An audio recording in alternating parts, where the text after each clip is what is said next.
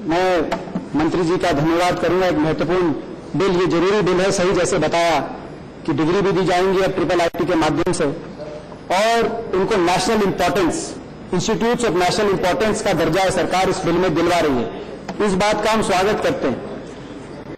कुल मिला के बिल में बहुत से अच्छे प्रस्ताव हैं, उनका हम पूरी तरीके से अपनी सहमति व्यक्त करेंगे, कुछ अपने सुझाव भी देंगे। मगर उससे पहले मैं एक बात को लेकर थोड़ी सी एक राजनीतिक बात कहना चाहूंगा। मंत्री जी ने जब बिल को रखा तो उन्होंने अटल बिहारी वाजपेयी जी को भी याद किया कि आईटी सेक्टर में आज देश इतना आगे बढ़ गया। अटल बिहारी वाजपेयी जी के योगदान को याद किया। निसंदेह सबने अपना योगदान दिया था, मगर इसको ये सेक्टर है, इस सेक्टर को राजनीतिक दृष्टि से ना देखा जाए। अगर हम इतिहास में जाएं तो इतिहास में पहले ट्रिपल आईटी का इतिहास बताऊंगा आपको। ट्रिपल आईटी का पहली टास्क फोर्स जो भारत सरकार के लेवल पे बनी वो 1992 में, उस समय की जब कांग्रेस सरकार केंद्र में थी तब बनी। डॉक्टर पीजी रेड्डी उनका नेतृत्व किया। 1995 में प्रस्ताव रखा और पहला ट्रिपल आईटी ग्वालियर के अंदर 1997 में स्थापित किया गया। हाँ, 2002 में उसका नाम बदल के अटल बिहारी वाजपेयी जी के नाम से वो ट्रिपल आईटी जरूर कर दिया गया, मगर उसकी स्थापना 1997 में हो चुकी। हमें कोई ऐतराज नहीं। हालांकि मौजूदा सरकार ने राजीव आवास योजना का नाम भी बदल दिया।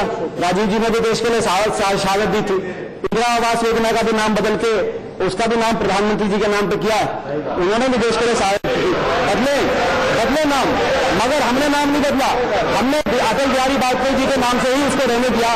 ट्रिपल आईटी के इतिहास में हम दोबारा जाएं तो 2010 में कैबिनेट में ये जो आज 20 संस्थानों को नेशनल इंपॉर्टेंस का दर्जा देने की बात हो रही है, कैबिनेट ने 2010 में प्रस्ताव पारित किया था। 128 करोड़ लागत से हर संस्था की स्थापना की जाने की, उसको आगे बढ़ाया, उस भावना को आगे बढ़ाया। एक और मैं कहना चाहूंगा आज इस मौके पर, ये जो सिद्धांत इंस्टीट्यूट्स ऑफ नेशनल इंपॉर्टेंस का सिद्धांत नेहरू जी ने सिद्धांत दिया था। ये जब आईआईटीज और आईआईएम्स की स्थापना की गई थी, खड़गपुर की खिलजी में जो डिटेंशन सेंटर था उसको जब आईआईटी, क्योंकि अब आप इस चीज को मजाक में ले रहे हैं तो सांसद में देख रहा हूं भारतीय जनता पार्टी के, आप 70 साल के इतिहास को बदल सकते हैं, मगर जब प्रधानमंत्री जी कैलिफोर्निया में जाकर सिलिकॉन वैली में सुंदर पिचई की प्रशंसा करते हैं, उनको ध्यान में रखना चाहिए। सुंदर पिचई उसी आईआईटी खड़गपुर से निकल के आए जिसकी स्थापना की गई, और उसी को आगे आपने बढ़ाया। ये मिलके कुछ चीजें राजनीति से ऊपर होनी चाहिए, मिलके हम देश को आगे लेके जा सकते हैं। आपने भी जो योगदान किया, तो आपकी सरकारों ने, वो उन योगदान को हम कम आकलन नहीं करना चाहते, क्योंकि उन सरकारों के पुरुषार्थ से वो धोखा करना होगा, मगर साथ ही साथ आपको भी उनका इसी प्रकार से। मैं आईटी सेक्टर की बात करूं, आईटी सेक्टर में आपने कहा कि वाजपेयी जी ने स्वप्न देखा कि 50 बिलियन तक पहुंचे।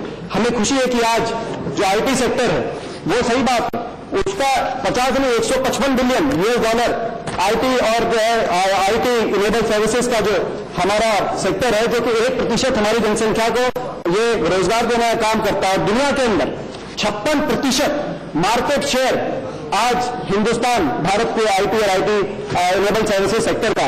मगर ये भी बता देना चाहिए उसके साथ साथ, इसकी अगर मूलतः अगर शुरुआत कहीं हुई, इसका दीप प्रज्वलित कहीं हुआ तो 1984 में जब राजीव गांधी के समय में कंप्यूटर पॉलिसी आई भारत सरकार की, 1985 में इलेक्ट्रॉनिक पॉलिसी आई भारत सरकार की, और 1986 में सॉफ्टवेयर पॉलिसी बनी भारत सरकार की, तब यह सेक्टर दुनिया के अंदर हिंदुस्तान को एक सुपर शक्ति के रूप में बना। मुझे इस बात की भी खुशी है उपाध्यक्ष महोदय, आज मैं इस बिल पे बात कर रहा हूं, क्योंकि मैंने अपने प्रोफेशनल करियर की शुरुआत सॉफ्टवेयर इंजीनियर के रूप में करी थी। मैं इन्फोसिस के अंदर, बैंगलोर के अंदर, पुणे के अंदर और बाहर अमेरिका के अंदर इन्फोसिस के एक सॉफ्टवेयर इंजीनियर के रूप में। बस सही है, मेरे बाप दादाओं ने खेती करी है और मैंने भी बचपन से ही जो है खेती की तरफ रुचि रही, मगर प्रोफेशनल शुरुआत सॉफ्टवेयर इंजीनियर के माध्यम से करी।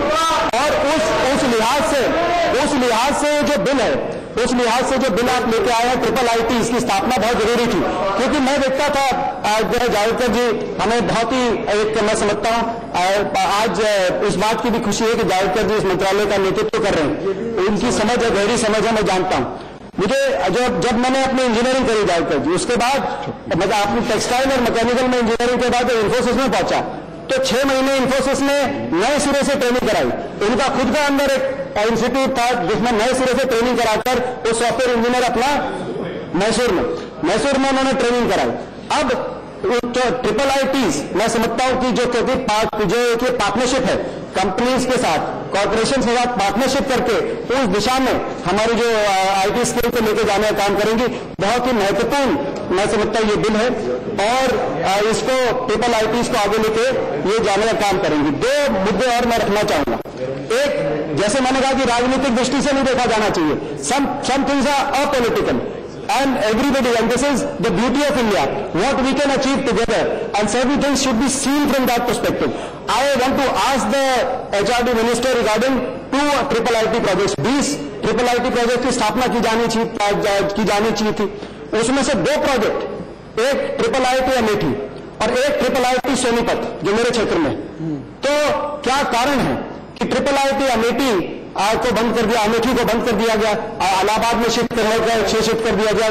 जो छात्र पढ़ रहे थे उनको भी अमेठी के अंदर जो अमेठी से अब इलाहाबाद में भेजा गया।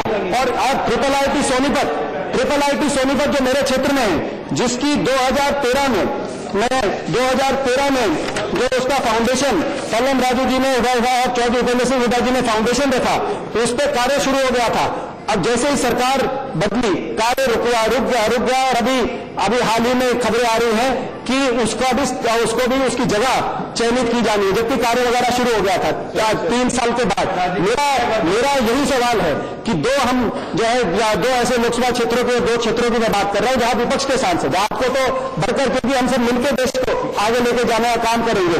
ट्रिपल आईटी अमेठी और ट्रिपल आईटी सोनीपत के बारे में आप जानकारी दे माननीय मंत्री महोदय कि जब बाकी ट्रिपल आईटीज में काम हुआ तो ये 2 ट्रिपल आईटीज किन कारणों से अभी तक इन पे कार्य नहीं हो पाए, इनके कैंपस स्थापित नहीं की जा सके। एक और मैं बात कहना चाहूंगा, जहां तक आईटी सेक्टर की बात है, बहुत इंपॉर्टेंट क्षेत्र है। जैसे मैंने कहा 1% हमारे देश में नौजवानों को रोजगार देने का ये सेक्टर काम करता है। अभी पिछले कुछ दिनों में इस सेक्टर पे जो रोजगार देने की जो कैपेसिटी है इस सेक्टर की, उस पर खतरे के बादल मंडरा रहे हैं। उसके कुछ कारण है। एक तो आर्थिक मंदी हमारे देश में, जिस तरीके से आर्थिक मंदी पिछले 1-2 साल से डिमांड कम हुआ, मगर उसके साथ साथ एक और जो उसका बड़ा महत्वपूर्ण कारण है कि पूरे दुनिया के अंदर प्रोटेक्शनिस्ट पॉलिसी, आईटी सेक्टर को लेकर प्रोटेक्शनिस्ट पॉलिसी में बहुत ही वृद्धि हुई है, जिसमें 2 देशों में खास तौर पर जो हमारी बड़ी मार्केट्स हैं, एक तो अमेरिका के अंदर जब से ट्रंप एडमिनिस्ट्रेशन आई है, ट्रंप एडमिनिस्ट्रेशन ने एक उन्होंने नीति अपनी लाई है कि hire in America, make America great again, hire in America की एक पॉलिसी लाए। उस पॉलिसी में जो H1B वीजा, मुझे याद है जब मैं बेंगलोर से सॉफ्टवेयर इंजीनियर के रूप में पहली बार मैं अमेरिका गया था, तब मैं H1B वीजा पे गया था और मेरे जैसे बहुत लोग गए थे। सुंदर पिचई जी की बात हुई तो उस समय जो है बहुत लोग गए थे जो आज अमेरिका में कैलिफोर्निया के अंदर जो आज सिलिकॉन वैली, जिस सिलिकॉन वैली का बहुत प्रशंसा करके आए प्रधानमंत्री जी, आज वहां पे डोमिनेट हमारे देश के मूल निवासी करते हैं। तो ये जो H1B पॉलिसी में ट्रंप एडमिनिस्ट्रेशन ने एकदम से इतनी सख्ती बरती है। कैसे सख्ती बरती? 2-3 चीजें करें। एक तो फास्ट ट्रैकिंग उन्होंने सस्पेंड कर दी, दूसरी $60,000 इनकम, जो जिस इनकम पे हमारे देश के सॉफ्टवेयर इंजीनियर्स काम करते हैं, उसकी लिमिट बढ़ाकर $130,000 की इनकम की जो है लिमिट कर दी। जो $130,000 जो है $1,30,000 पे मैं समझता हूं कि ज्यादा सॉफ्टवेयर इंजीनियर्स हमारे देश के उसमें उसको एक तरीके से हमारे देश को एक्सक्लूड करने की तरफ अमेरिका की H1B पॉलिसी बनी। 70% H1B वीजा अमेरिका इशू करता हुआ हमारे देश के जो है सॉफ्टवेयर इंजीनियर्स को उस वजह से जो है एकदम से कटौती आई है।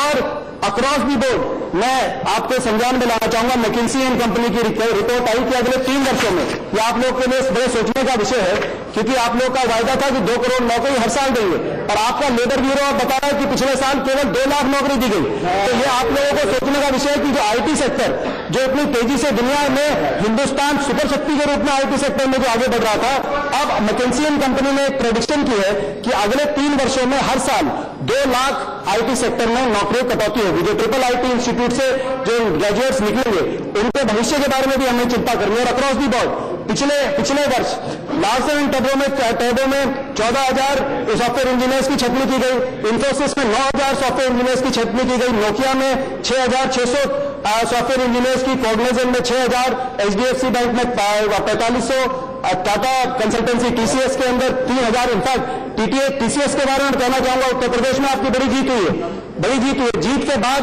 पहला जो एक बड़ा वो आया अखबार में कॉर्पोरेट सेक्टर से जुड़ा हुआ TCS, जो उत्तर प्रदेश में पिछले 15 साल से लखनऊ के अंदर था, उन्होंने लखनऊ के अंदर अपना दफ्तर ही बंद कर दिया। जितने वहां पे इंजीनियर थे उनको जो है, तो ये आप लोगों के लिए मैं इसीलिए कहना चाहूंगा कि इन बातों की तरफ, तो एक इसमें जैसे मैंने कहा कि ये जो कटौतियां हो रही, उसका मूल कारण दो, एक तो हमारे देश में जो आर्थिक मंदी हुई, और दूसरा दुनिया के अंदर प्रोटेक्शनिस्ट पॉलिसीज, जिसमें H1B वीजा, इसके बारे में मैं समझता हूं सरकार को, प्रधानमंत्री जी को स्वयं जवाब देना चाहिए, क्योंकि अभी अमेरिका गए थे, अमेरिका में बहुत से ज्वलंत विषयों पे चर्चा हुई, आपस में जो सहयोग की बातें बढ़ी आगे, तो उसमें H1B वीजा, अमेरिका ने तो अपने एक्सपोर्ट पॉलिसी को लेकर हिंदुस्तान की मार्केट खुलवाने के लिए हमारे से बात करी। हमने अपने H1B पॉलिसी में जो रिस्ट्रिक्शंस अमेरिका लेकर आया है, जिसकी वजह से इतना ले ऑफ हो रहा है हमारे देश में IT सेक्टर में, उनको खुलवाने के लिए बात की कि नहीं की, प्रधानमंत्री जी बताएं। दूसरा देश ऑस्ट्रेलिया में भी, क्योंकि जूली बिशप आई हुई है, जो हमारी ऑस्ट्रेलिया की विदेश मंत्री है, जूली बिशप जी आई हुई है, आज हमने उनकी तस्वीर देखी सुषमा स्वराज जी के साथ। अच्छी खुशी हुई। ऑस्ट्रेलिया हमारा एक मित्र देश है, मगर ऑस्ट्रेलिया में भी 447 वीजा प्रोग्राम, ऑस्ट्रेलिया का एक वीजा प्रोग्राम है, उसको बंद कर दिया है। तो उसके बंद करने के बाद हिंदुस्तान के IT प्रोफेशनल्स अमेरिका में भी जो है काम करने में उनको बहुत परेशानी आएगी, बहुत दिक्कत आएगी। तो उसको लेकर भी जो है मैं समझता हूं कि ये जानकारी आपको जरूर ये सेक्टर में जो IIT से ग्रेजुएट आ रही उनके लिए करनी चाहिए। मैं ये भी कहना चाहता हूं कि क्योंकि मैं पिछले 10 वर्ष से IIT काउंसिल ऑफ IITs में as a member parliament IIT council of IITs में पार्लियामेंट के रिप्रेजेंटेशन ना करते हैं। IIITs में भी काउंसिल ऑफ IITs की स्थापना की गई है, और वहां पे आप चेयरमैन हैं, और उसमें 2 मेंबर पार्लियामेंट भी वहां पे रिप्रेजेंटेशन करते हैं।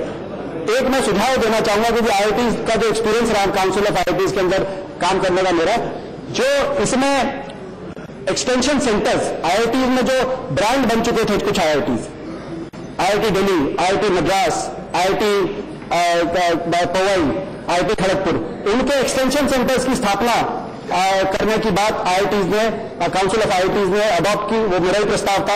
आज IIT दिल्ली के 2 एक्सटेंशन सेंटर तो हरियाणा में ही खुल रहे हैं, और जगह भी एक्सटेंशन सेंटर खुल रहे हैं, जहां पे तो IIITs का भी बहुत बड़ा स्कोप है।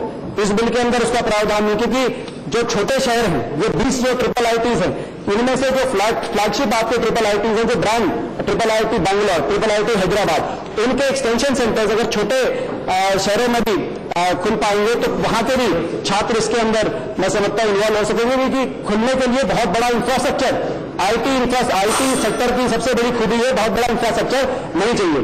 मैं आखिर में यही कहना चाहूंगा, क्योंकि उपाध्यक्ष महोदय की तरफ से एक जो है घंटी बजी है, तो आखिर में मैं यही कहना चाहूंगा, ये सेक्टर बहुत इंपॉर्टेंट है हमारे देश में, हमारे देश के लिए एक मूल बहुत इंपॉर्टेंट। 21वीं सदी में हम सुपर शक्ति जो बनना चाहते हैं, पूरे विश्व में हम पूरे दुनिया का नेतृत्व करना चाहते हैं, इसमें ये सेक्टर है। प्रधानमंत्री जी ने भी इस बात को माना, जब वो सिलिकॉन वैली गए तो उन्होंने कहा, वहां बड़ी तारीफ करी, और कहा उन्होंने वहां की तारीफ करी, मतलब सिलिकॉन वैली की। उन्होंने कहा California is one of the last places in the world to see the sunset, प्रधानमंत्री जी ने कहा, but it is here that new idea see first light of the day.